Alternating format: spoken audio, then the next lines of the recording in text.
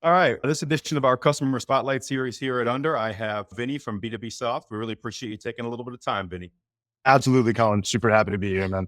As all customer spotlight series, we'll just go through who Vinny is, who B2B Soft is, how you guys position yourself as an ISO, and of course, tie in a little bit about Under as well. So, with that, Vinny, if you want to just tell me a little bit about yourself and B2B Soft, we'll get started. Yeah.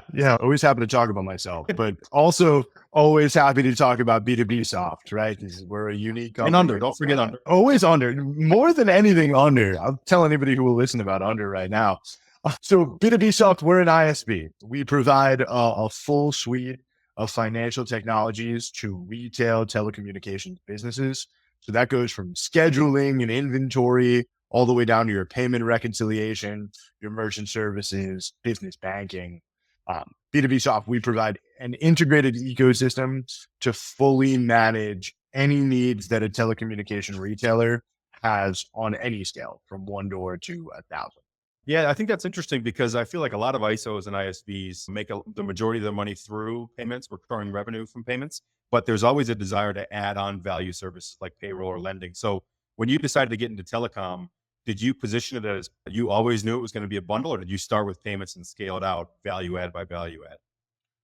So believe it or not, we started with POS and Okay. then scaled it out value add by value add. Merchant services was a later addition. I came into the company to help scale that business, and now it's turned into just a package deal of what we do with the point of sale, right? So it started with the inventory management module. It started with the ability to run reports and understand your business. And then we started realizing that more and more people were taking credit cards because telecom was a heavily cash industry at the time, but more and more people started taking credit cards, needed to take credit cards. We added that as an integrated module and then started scaling out from there for other financial technologies and things that we know people are using. That makes complete sense. Yeah. So I'm curious about like your pitch today when you're working on a new deal. Is it always positioned as a full bundle? You're going to get payments, you're going to get a point of sale, you're going to get a business bank account or lending, I think you may have mentioned. Or do you start with one individual piece of that and then present the bundle as you go? So I start with one individual piece and present the bundle as I go because I don't like overwhelming a prospect, right? When you talk to somebody, 90% of the time they have one specific need. I want to hone in on the one specific need. If you're telling me that your biggest gap right now is inventory management, I'm going to live in inventory management. And then we'll touch on all of the other things that we can do. I don't want to make you drink from a fire hose where it's, okay, cool. Thanks for asking about inventory management. Did I mention credit card processing? Did I mention business banking? Like, we'll get to that organically at the time. Our number one concern at B2B is making sure that we do and address the actual need of the customer.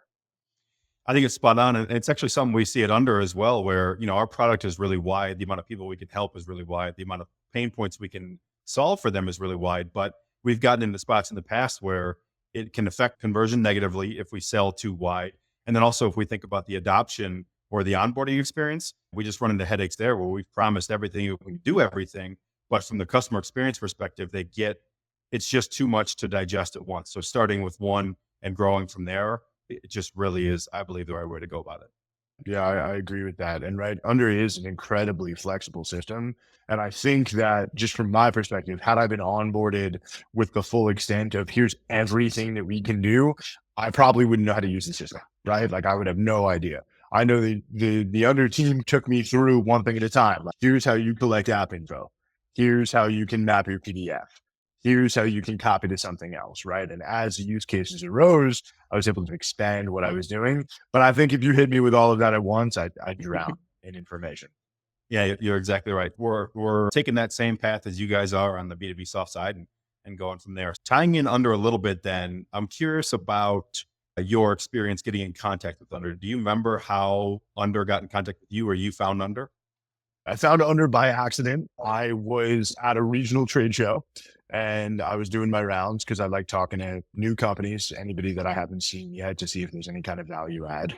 And at the time, there was a need because I was about to start a massive onboarding and undertaking where I knew that there were going to be a couple thousand merchant accounts coming in. And like any business, when you're scaling, you're looking for pain points. And my pain point and my weak point was going to be data capture from merchants. So I was on the hunt for anything that would help me out there. And I just happened to stumble onto the Under booth while I was at a trade show. I saw a demo on the floor. It was fantastic. I think there was one competitor there that I was looking at, PandaDocs, that I had worked with in the past, and Under just blew it out of the water. Uh, so I set up a couple more meetings with the rest of my team who hadn't seen the system yet when I got back, and we chose our direction. Yeah, it's great to hear. Those acquiring shows are good for us because the vast majority of our customers are ISOs, agents, or ISVs, or even wholesale ISOs in the payment space. And that's exactly where those people live. So it's very much a pool of customers and potential customers for us. So great to hear the affirmation on that side of things. You mentioned PandaDocs. Did you, or when you were considering Under versus competitors, were you coming from a spot of you already had a system in place and it presented pain points for you? I'm just curious about what you considered and what you've tried outside of Under to solve that problem. Yeah. So, I mean, in my career, I've tried a little bit of everything, right? Back when I used to collect physical signatures, when I was first starting out in the business, we used nothing but our CRM and a PDF editor, right? We'd pre-fill the applications for somebody, we'd print them out, highlight where they needed to sign, and send it out. That was all of our data management. Really, it was manual entry and typing. We moved on to like Google Documents, that we can send somebody a Google Doc to capture the basic information to get back. We tried PandaDocs because they have a direct integration with Salesforce. My previous company was using Salesforce pretty heavily. So we were working with PandaDocs to map out emails and then capture that info and see what we can do with it. And when I moved to B2B, we were transitioning to a new CRM. We were moving from Microsoft to Zoho. And Zoho has their own form capture tool, and we were utilizing that pretty heavily. And it's a good tool, really. It is. It's a solid data capture tool. The problem is it's not built for large scale, and the formatting is a little uncomfortable, especially when you're sending something out to a couple thousand people at a time, right? What's really important at an enterprise level of onboarding is making sure that the information that you're requesting from that merchant is the bare minimum necessity of what has to be on there. The more questions you ask, the more fields you put on that form, the more difficult it's going to be to get accurate data, and the more time you're going to spend going back and forth with the customer saying, hey, I'm missing this, or this isn't correct.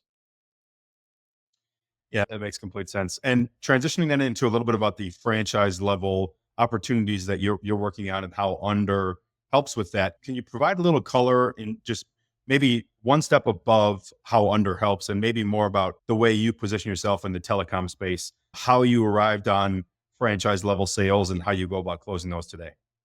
Yeah, yeah. So when it comes to enterprise and franchise level sales in the telecommunications industry, it just makes sense, right? Because you have it's very rare for somebody to own one location with a cell phone retailer. Typically, you're engaging with master dealers that own hundreds of locations at a time. And when it comes to the transfer of data and the capture of data, because remember, we're integrated, we have our own POS. So we're talking about inventory management, we're talking about what's selling the most. We're talking about trends. We're talking about our upsell companion AI that teaches reps what you should sell with other things. All of that data is very valuable at an enterprise level. If you're a full carrier, or if you're somebody who owns 100, 200 locations or something, you want to know, what is my best selling item? You want to understand, what can I upsell with this? You want to understand all of your store performance. And it's very difficult to do that when you're on multiple systems, right? If I have 100 doors and each one of those doors is using its own thing, I'm getting a different report for every single one. And now I'm paying people tons of money in my back office to crash those reports, to try and figure it out.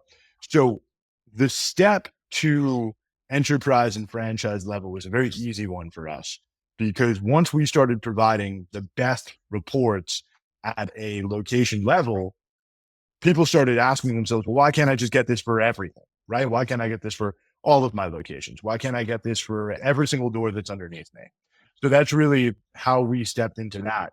And in terms of under, the best thing that it does for us is the speed of data capture, right? And there's also a huge ease of access for reusing data.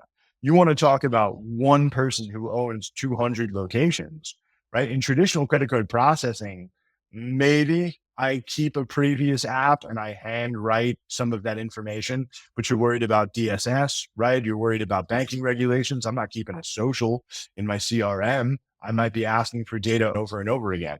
Under is a secure way for me to store all of my information and simply copy it onto a new app if I need to. Even better than that, we have people who have 200 plus locations and I have a dedicated application link.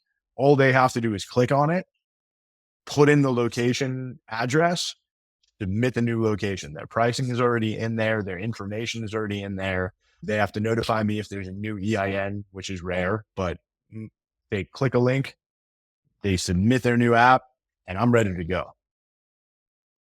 Yeah, it's refreshing to hear because a lot of the stuff we put together on the marketing or advertising side is about the time saving aspect of under. And it's an interesting thing to articulate where your use case is perfect for it because someone has 75 AT&T locations.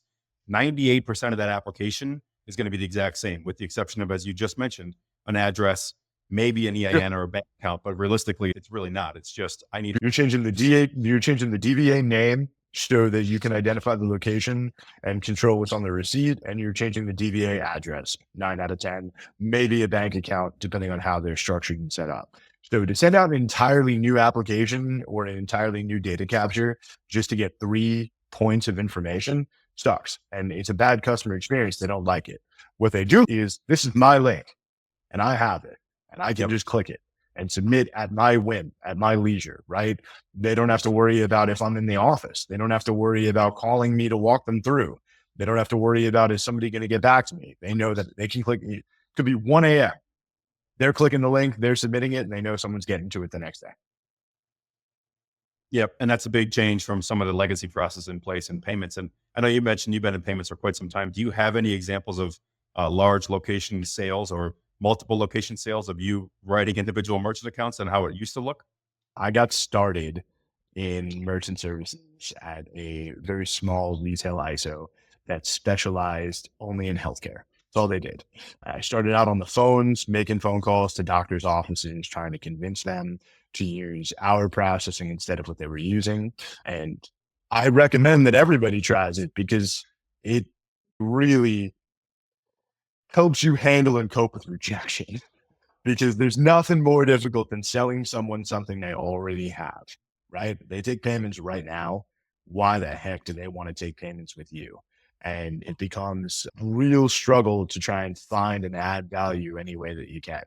But I started there. I grew very quickly in that organization. And one of my very early accounts was Planned Parenthood. There were 112 locations because the way Planned Parenthood works is that they function by region, which is a couple states at a time. So it was 3 different states and all of the clinics that were within those states that came out to over 100 locations that I needed to capture on paper. I think at the time we just sent an email requesting that they fill out basic information. So I needed the EINs for each state because each state had its own EIN. I needed the bank account for every single location.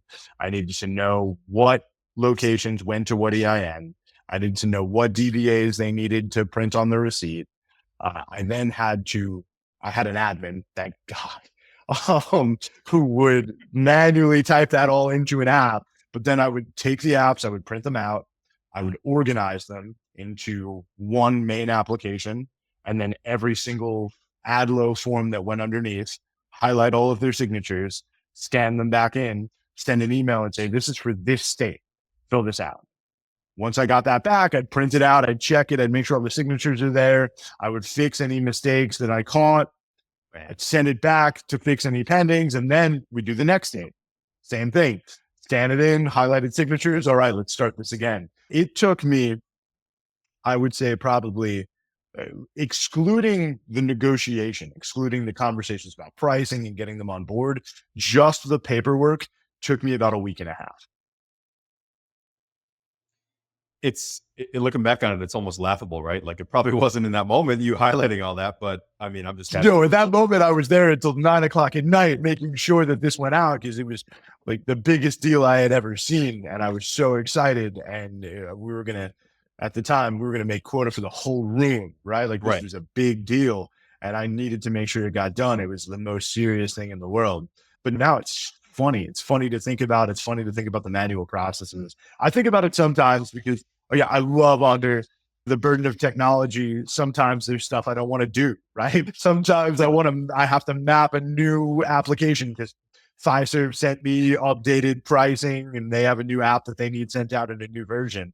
And I'm like, oh, I have to map this. And I think about that because really I'm complaining about 20 clicks as opposed to printing hundreds of documents and hand highlighting them. It was very funny looking back. No doubt. I'm definitely happy that we can, help you reduce that time. And honestly, really what's maybe most important of that is another benefit is you get to focus on selling. You can now go find another master dealer and get you 50 more locations as opposed to a week and a half with no selling. Yeah, that's the biggest part, right? Every minute that you spend on paperwork is a minute that you are not spending talking to a customer, right? And there's a million different ways that you can sell. Part of it is getting on the phone with a new master dealer or a new carrier. Part of it is talking to the existing ones and seeing how you can support to continue growing their businesses and what other value adds and modules we can give them, right? I do a lot of customer research. We have a fantastic account management department at B2B Soft that talks to the customers directly. And then we meet with the account management department. They're like, hey, this is what people want. Can we do it? Do you think that we have an opportunity to add this? And then we can spend time vetting partners and making adjustments. But when you're spending hours and hours doing paperwork and trying to get stuff done and making sure you're hitting your goals for the quarter, you have significantly less time to be able to do that. And that always hurts. No doubt. I'm glad that we're able to help you out. And I really appreciate you taking some time this week to help us with these customer spotlight series. Really happy you're part of Under. And if we can continue to help you out, just let us know. Yeah, we're very happy to use Under. You guys have been a great partner. I tell anyone who will listen how fantastic our experience with onboarding was, and just how flexible the system is. I know one of my favorite stories, Under related, is about 2 weeks into using the system. Your team had asked me for some very basic feedback, right? Just what do you think of the system? What would you improve in the system? I sent over a list of just really silly UI things that I thought would be helpful. Within 60 days, every single one of them had been implemented, which was crazy. Just a fantastic company to work with, really great experience when it comes to getting what we need. Yeah, I appreciate that, Vinny. And I'll be sure to share that with the customer success and the engineering team. And those guys, I call them wizards. They're grinding, making this product better and better each and every day. So that's all we'll keep doing. Awesome. Awesome. All right, Vinny, we really appreciate the time and we'll talk to you again soon. Awesome, Colin. Have a good one. Talk to you soon. Bye.